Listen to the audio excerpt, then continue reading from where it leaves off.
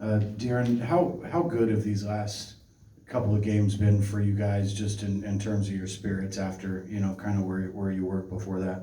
I mean, winning games always feels good. So being able to get these last two, especially being on your home court, it's definitely a booster.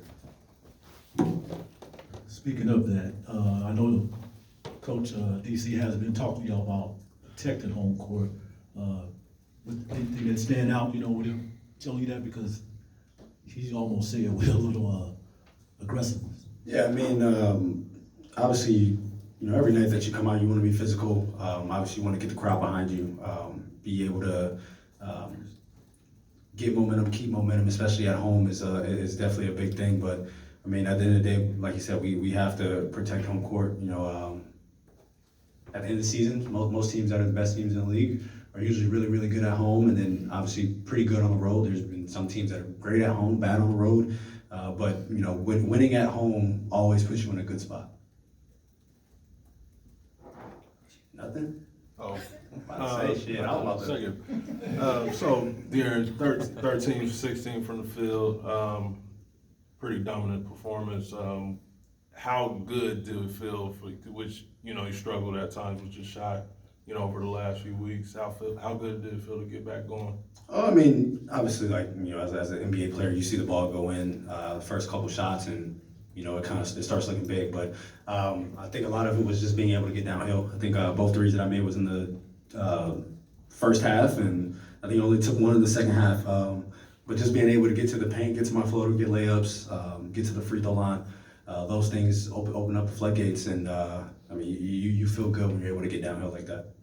To that point, I mean, obviously, perimeter shooting wasn't quite there. Did you guys make a concerted effort to get that paint touch and kind of go to that bread and butter that you go? Yeah, I mean, we always talk about sprays. I think we had 5 or 6 in the second quarter. That was big for us, and they challenged us to get more sprays. But as I'm getting downhill, if they're not helping, at the end of the day, at times it's me one-on-one with the big, and you just want to see if they can move their feet. You don't want to always just challenge the big, because you're not going to get those foul calls all the time. So just trying to get them moving, east to west, and then being able to raise up. I think it's hard for a lot of bigs to be able to move their feet and then also contest a shot. So that's kind of what I'm looking at when I'm going downhill.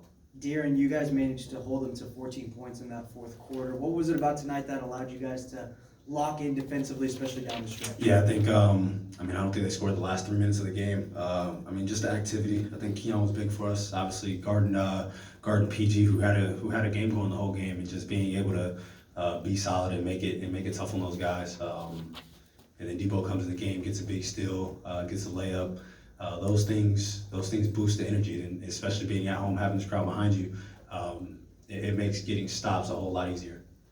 Darren, the last couple of weeks, you guys have struggled finishing in the fourth, but it felt like in the early. I think that's huge. Obviously, I came out, they asked me, and I was like, yeah, I'll take a minute. And I think the big thing was the fact that we were able to get stops and able to get out in transition, try to get some easy looks, and I think that's kind of where the game turned for us.